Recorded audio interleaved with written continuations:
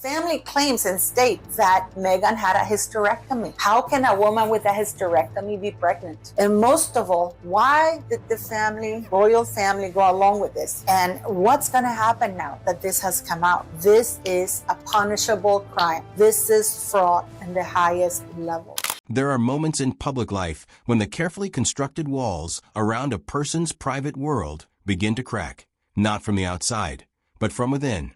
And when those cracks appear inside a family already fractured by years of silence, distance, and unresolved tension, the collapse can be both dramatic and deeply revealing. That is precisely what appears to be happening right now in the ongoing saga surrounding Prince Harry, Meghan Markle, and the woman who refuses to stay quiet, Meghan's half-sister, Samantha Markle. For years, the story of Meghan Markle has been told in a very specific way. A biracial woman from Los Angeles who clawed her way to success through talent, resilience, and sheer determination. A woman who captured the heart of a prince, walked down the aisle at Windsor Castle, and stepped into one of the most scrutinized roles in the world. It was, by every measure, a story that the world wanted to believe in. And for a time, the world did believe in it. But Samantha Markle has spent years insisting that the version of Meghan's life that the public has been sold is incomplete at best and deliberately misleading at worst. Her latest round of revelations, however, appears to have struck a nerve far deeper than anything she has said before. Because this time, it is not just Meghan who is rattled. It is Harry. And when a man who has sacrificed his title, his country, his family, and his inheritance for the woman he loves begins to show visible signs of distress, the world pays attention. So what exactly has Samantha Markle revealed? Why has Harry reportedly lost his composure? And what does any of this mean for the future of one of the most talked about couples on the planet? Let us walk through this story carefully, honestly, and completely. To understand the weight of Samantha Markle's latest claims, you first need to understand who she is, what her relationship with Meghan has been, and why she continues to insert herself into the public conversation around the Duchess of Sussex.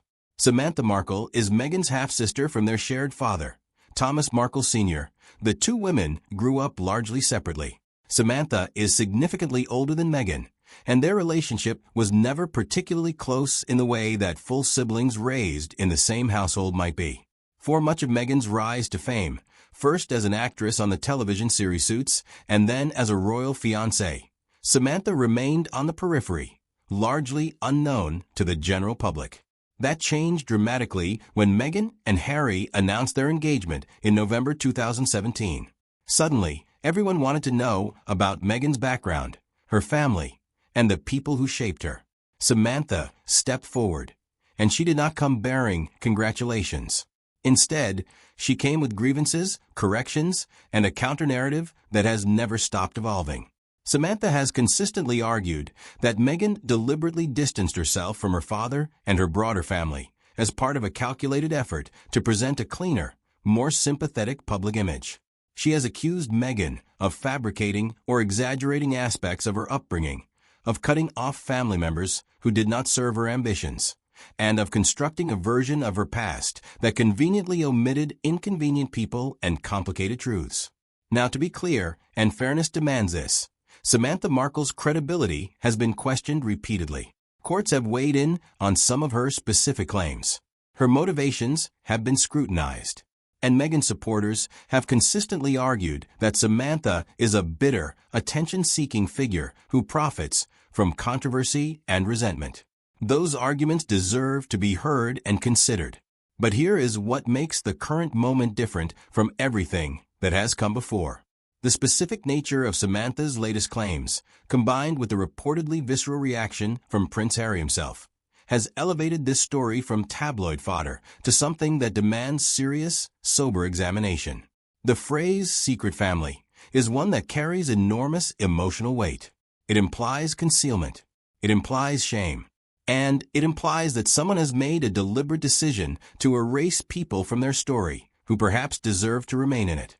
Samantha Markle's recent claims center on the idea that Meghan's public presentation of her family background, specifically the narrative of a modest, hardworking upbringing centered on a close relationship with her mother, Doria Ragland, and a distant but financially supportive relationship with her father, Thomas Markle, omits a far more complex web of family relationships and personal history. According to Samantha, Meghan has family members, people connected to her through blood and shared history, who have been entirely written out of her public story. Not because those relationships ended naturally or painfully over time, but because Meghan made a strategic decision, at some point during her ascent to royal life, that these people did not fit the narrative she was constructing. They were, in Samantha's telling, inconvenient. They were complicated. And so they were erased. This is a serious allegation. If even partially true, it raises profound questions not just about Meghan's character, but about the nature of the public persona she has built her entire brand upon. Because that brand, the brand of authenticity, vulnerability, and truth-telling that Meghan has cultivated so carefully, particularly since leaving royal life, depends entirely on the audience believing that what she shares is genuine. Samantha is arguing that the foundation of that brand is built on selective truth. And selective truth, she would argue, is just another word for a carefully managed deception. Now again, these are allegations. They come from a source with a documented history of conflict with the subject of those allegations. But the reason they are resonating, and the reason they cannot simply be dismissed, is that Samantha has reportedly provided specific details, names, timelines, relationships, details that are either true or they are not. And if they are not, they can be disproven. The fact that they have not been publicly and definitively disproven is itself significant. Prince Harry has always been Meghan's most powerful defender. From the moment their relationship became public, Harry made clear that he would not stand by quietly while the woman he loved was subjected to unfair criticism, racial prejudice, or media cruelty. His early statement in 2016, when he formally acknowledged their relationship and simultaneously condemned the racist undertones in some media coverage of Meghan, was unprecedented for a senior royal. It was raw, it was personal, and it set the tone for everything that followed. Harry has continued to play that role throughout the years, during their time as working royals, during their dramatic exit from the institution, during their move to California, and through the public interviews, documentaries, and his memoir Spare, in which he detailed his version of events surrounding their departure from the royal family. In every chapter of this story, Harry has been Meghan's most vocal, most committed, most emotionally invested champion, which is precisely why reports of Harry losing his composure in response to Samantha's latest revelations are so striking. People who are accustomed to defending someone from attacks they consider baseless tend to do so with a kind of calm confidence. The defense comes easily because the accused person's innocence is not in doubt. But when someone begins to react with something closer to distress, when the defense starts to look less like confident dismissal and more like desperate containment, observers begin to ask a different question.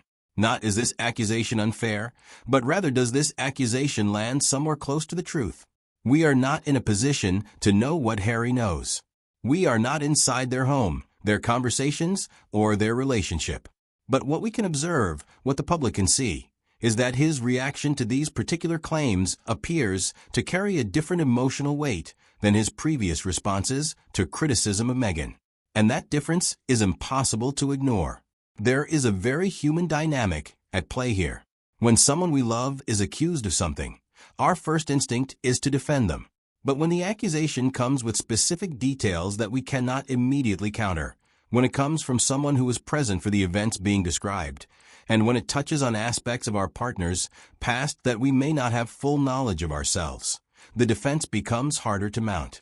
It becomes more complicated, and that complication shows. Harry reportedly did not respond to Samantha's latest claims with the calm, dismissive confidence he has shown in the past. Instead, sources suggest he reacted with visible emotion, a combination of anger, distress, and what some have interpreted as genuine uncertainty.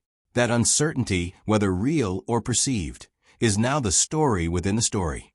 One of the most persistent criticisms leveled at Meghan Markle, and one that has gained renewed energy in the wake of Samantha's claims, is the apparent contradiction at the heart of her public persona.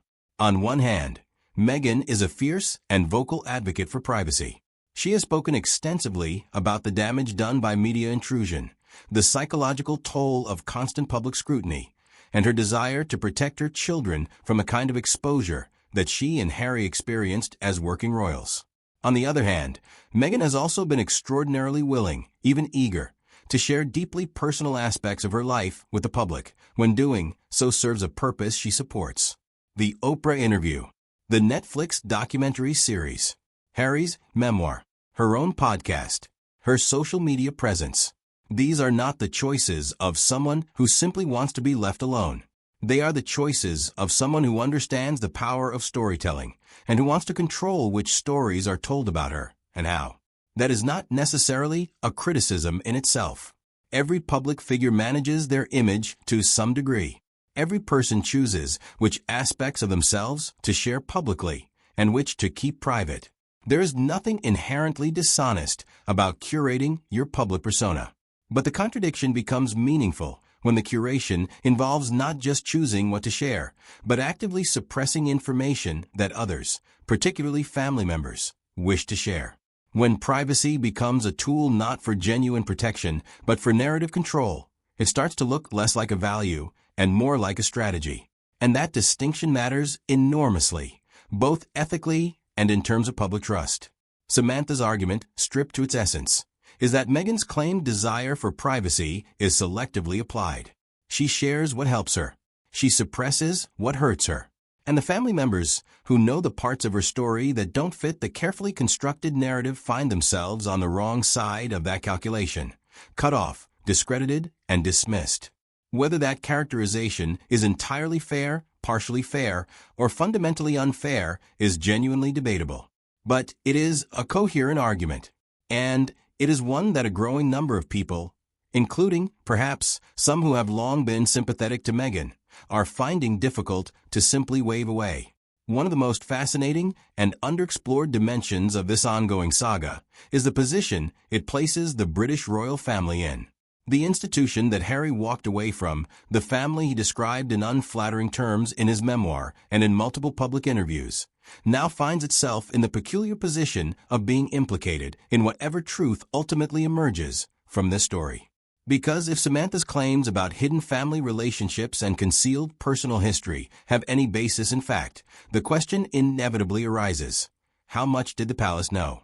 When Meghan joined the royal family, she would have been subjected to considerable background scrutiny.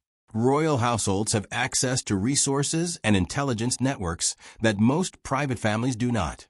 It strains credibility to suggest that a thorough vetting process would have missed significant family relationships that Samantha Markle apparently has knowledge of.